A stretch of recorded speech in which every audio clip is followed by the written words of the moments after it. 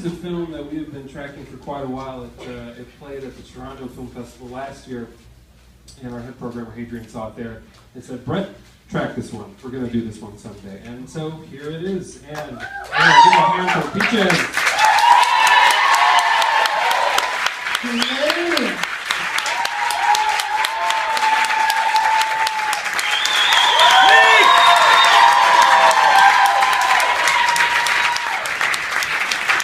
Thank you. I'm just going to say hello, and it seems like you're all ready for this, so that's good. Good. Shout, scream, laugh, cry, everything. It's all there for you. And there'll be a Q&A after, so you can grill me later.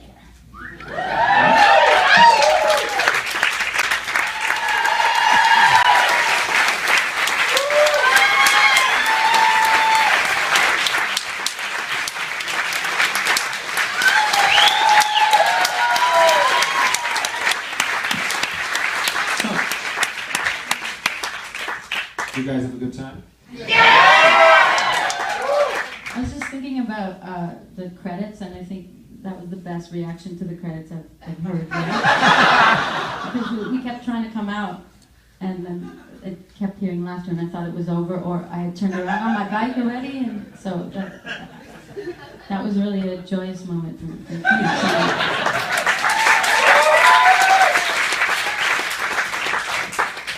So the first time that I saw you perform was at the Knitting Factory, which isn't there anymore, and it was up on Sunset Boulevard, and it was in 2000. It was right when your first album came out. And ever since then, I've always thought that your persona had kind of like a really razor-sharp edge. But in this movie, we're seeing you in your bedroom, or at least a version of you in a kind of embryonic stage. Did you want to do this because it might peel back the curtain and show the embryonic version of you? Into the peach pit?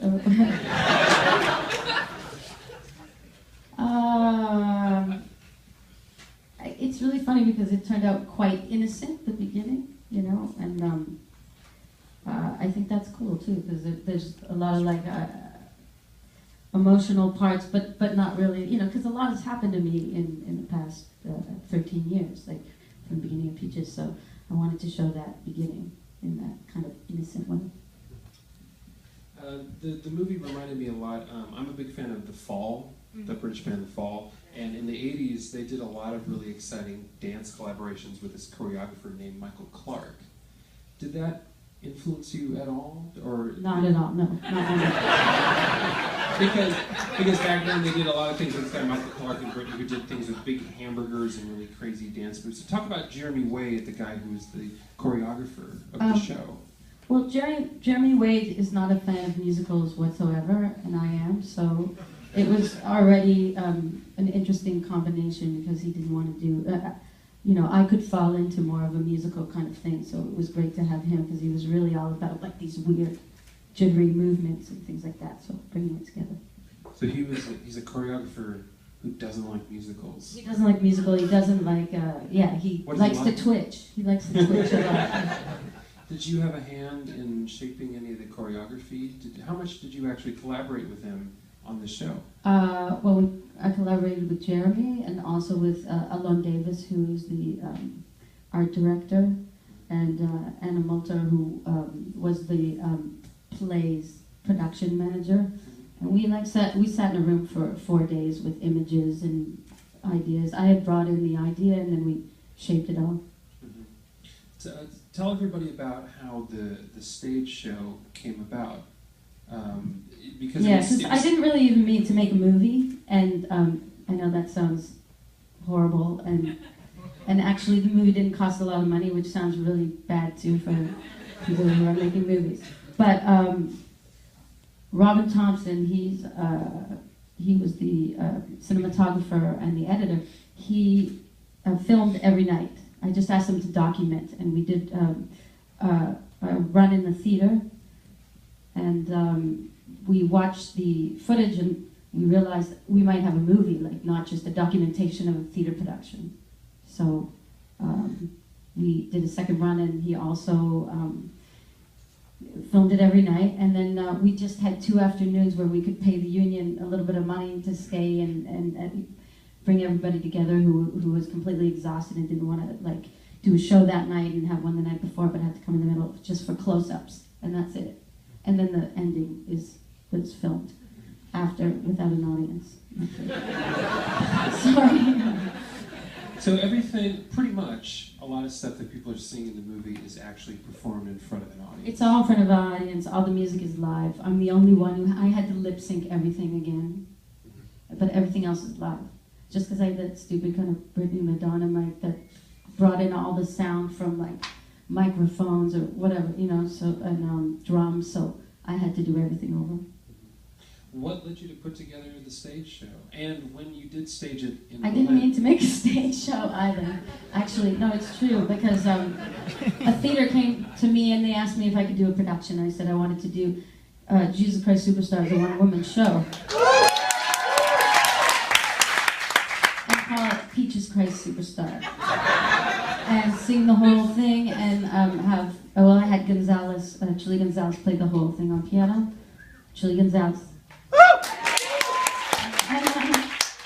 And then they said, great, that sounds like a low-cost production. What else do you want to do? And they said, we want another production, we want a big production.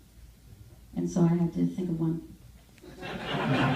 But at first I thought, I've lived in Berlin for 13 years, I should do something, the history of burlesque, I should study like, more Marlene Dietrich or Bowie or whatever, just Berlin. And then I just thought, I fucking made my own thing in the last 10 years, and I am a kind of burlesque and I am performance or whatever, and I'm like, I want to also answer the question, why do I hate jukebox musicals so much?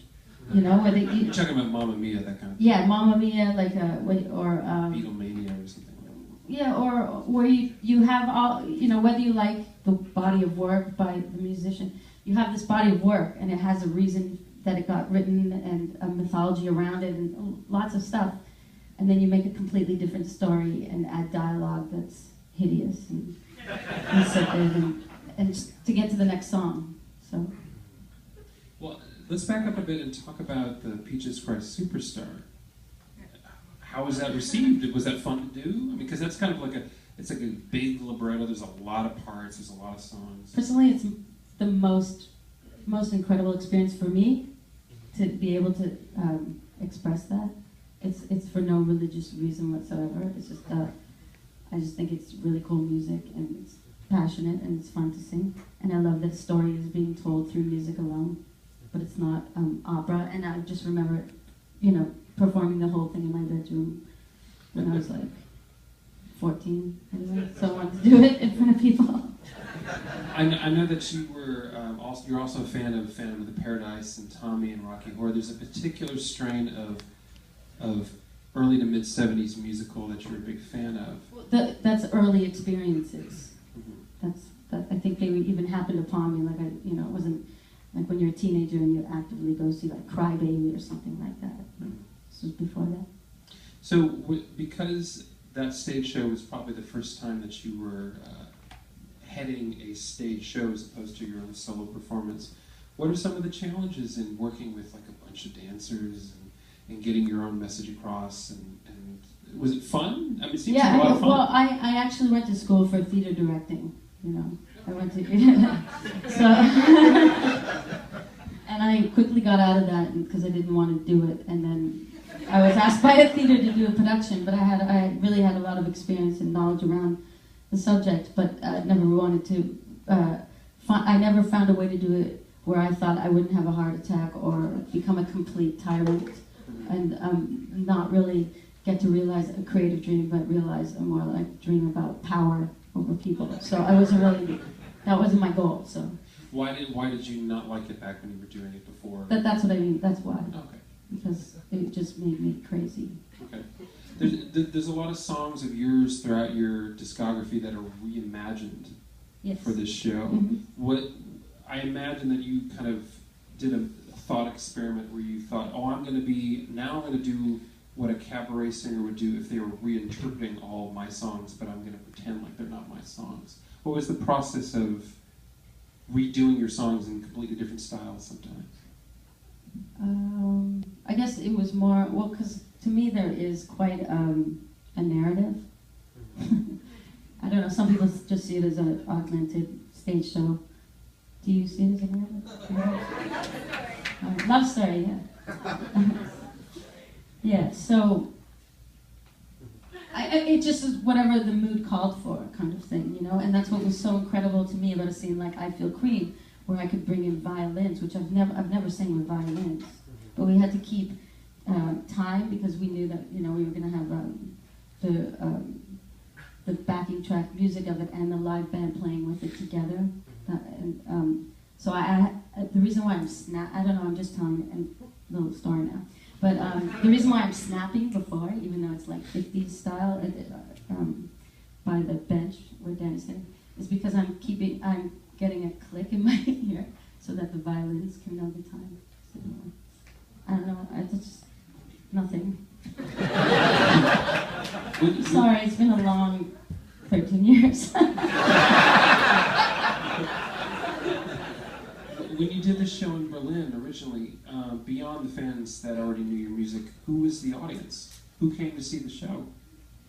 When we did it in Berlin? Yeah, like the show that's documented here. Who were the people that came to see the show? I don't know. I mean, fans and these people. Were they theater goers? Yeah, but it's an alternative. You know, it's a great theater, but I'm sure. Yeah, I mean, I don't know. Did you talk to anybody who saw the show afterwards? Like, hey, thank you for coming to my show. No, I was exhausted backstage. I read in an interview that in addition to this film, you've got literally thousands of hours of behind-the-scenes stuff of your whole career. Have you ever made any progress of putting that together, or is that true that you actually have all that material? I probably have 8,000 hours, to be honest. It's insane. Yeah, I had to stop. I did a lot of that. Maybe that like thousands of hours was even like for 5 years, and then it's like slowed down because I couldn't. It's just yeah. Do you have any plans if you to know quit anybody who wants to, put that together and find deal with me. Wendy Williams of the Plasmatics features heavily as an influence, both in the costume that you're wearing at some point and also some of the iconography in the film. Talk about how much her work kind of creeps into your work. I wish it crept into my work. I'm not as fearless as she'll ever be, but she was the single most incredible. She was like the Evel Knievel of music. She's really, she's like early Jackass, like we were talking before. Maybe Wendy Williams is the original Jackass. At this time, maybe we'll open up to questions from the audience. Does anybody here have a question for Peaches? Right there. So how does this experience kind of incorporate that in your new direction towards music? You know, you have a new album. Well, yeah. Yes, new album's coming. No, but I never thought that music was the end. It's always actually the beginning to a whole lot of other ideas and things to do with it. I'm sorry. I'm Canadian, what can I say? I'll just say sorry. There's a question back there. Is this water? Partially. The makeup at the end was like divine. I know! Isn't that crazy?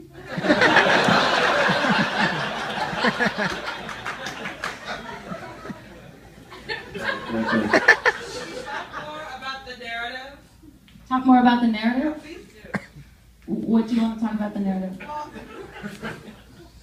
All right. You didn't find it as a narrative, is that what? No, I totally saw it. I wanted to talk more about Oh, it. okay, cool. Yeah. Well, it just seems so feminine in the beginning, and then it goes from feminine, masculine, and then what's with the whole mutilation of everything? Oh, I know. Some people get really upset. I wasn't upset about it. I just want to say though. I just want to say before I explain that Yeah. The second time we did the run, I had a much better set of exploded boobs. They were really graphic, like as graphic as the dick. So I don't want you to think that I tried to make the penis more graphic. It's just that, and then for some reason when we were editing, I had to use the first version of those boobs. It's the part of the movie I want to change the most if somebody asks me that question. That's it. If I could go back in time and change something. But it was just, I was so angry that my love was being taken away from me. You wanted to just mutilate everything. No, I didn't mutilate, I just exploded. I just exploded.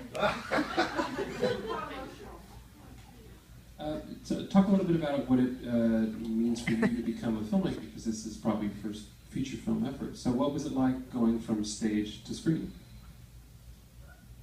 Well, it's less exhausting. You don't have to like physically do the production every time someone sees it.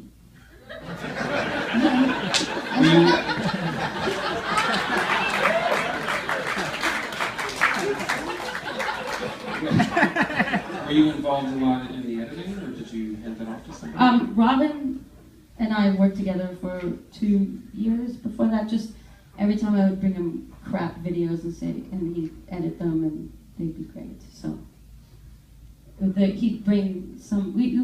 At the beginning, no, there wasn't a lot of like. He would bring a full edit, and then we had time to work out really, really minute details over and over again, which was fantastic. Like we had no rush or anything, and then we spent months doing color correction too with Peter Carnes. So What's the German dude saying at the beginning? oh yeah, what is it? Yeah, what's he saying?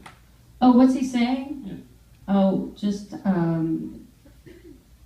he's just intellectualizing each album, talking about the clitoris and my machismo, and I don't know. I can give you a whole copy of it. I should have had that out at the beginning, but it was an active choice not to put that with subtitles. It was a comment just on why intellectualize it, and it also reflects the boring man in the Rocky Horror Picture Show. So is this live show never to be performed again? Will it come to LA? Will it come to America? It would need a producer and a commitment from a whole bunch of people. So I would commit.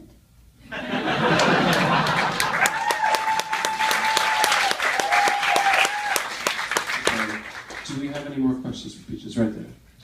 I actually had a question in regards to like the change over the years of your music. So from like Fancy Pants Hoodlum to Mermaid Cafe, was there something that Mermaid Cafe, Fancy Pants Hoodlum. Yeah. So was there something that directly influenced you to sort of explore electronic music, or was it just experimentation that kind of set you that direction? Yeah, it was an experimentation. It went from like playing acoustic guitar to electric guitar, keyboards, drums, and then not having people to play with and trying to be everything at once. Electronics was good for that. Was it always your intent to explore like queer issues, including like defining like what society says is gender norms, or? No, not really like in those terms. It's just more, you know. You were just having fun. Excuse me? You were just having fun. Yeah, I was having fun. That's right. There's a question there. The scene of the motherfuckers being born out of the bed is so delicious and fun. And there's so many images like that where I felt like you were just, I was seeing my Pussy. Just talk a little about the imagery and like how you know, if those were things that you came up with for the show, or just how you had fun making those images. Exactly. It was really fun coming up with those images, and I made a conscious decision to use a lot of pussy and dick imagery. And you know, really, because I at the beginning I was like, should I try and pull away from that? Because you know, my shows are always really high energy and there's a lot in them. But the minute I put like a blow up penis in there, or like boobs that squirt water. People are really excited about that. Okay, right there. Hi, you're absolutely mesmerizing, and I'm glad you brought up, whenever you have like boobs and dicks, because when it's just you singing with a single instrument, that's when I find it the most compelling, and just can't take my eyes off you. Oh, that's so nice. Thank you so much. I kind of fell in love with the Naked Cowgirl. Oh, tonight, and yeah, Sandy Kane. I was just wondering if you could just tell us the story about how you met, or your favorite story. Yeah. Just one little thing about her. Yeah, we only have time for this last question. So yes, tell us about Sandy. What was she like? Sandy I bet Kane- you got a lot of stories. Sandy Kane had a cable access TV show. She has it again now. And I saw her on that show perform Gloria.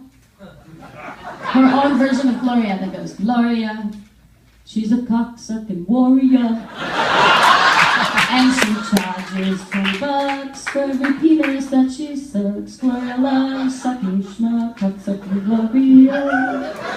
But in Sandy way. And so I was like, I need to have Sandy be a part of this for that reason. And I also, it was really, I knew that Sandy wouldn't be able to memorize any of my songs, so it was great because she performs double A, triple X, and of course fills in way dirtier lyrics than I could ever have imagined, which is incredible coming from a 65-year-old ex-stripper comedian who has her top off in Times Square every day singing country songs as the Naked Cowgirl. Well, how did she handle Berlin?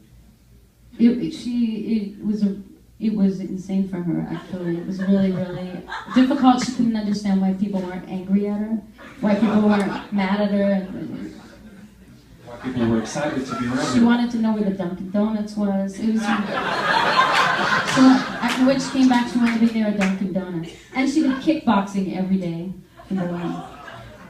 So what is she up to now? She's the Naked Cowgirl in Times Square.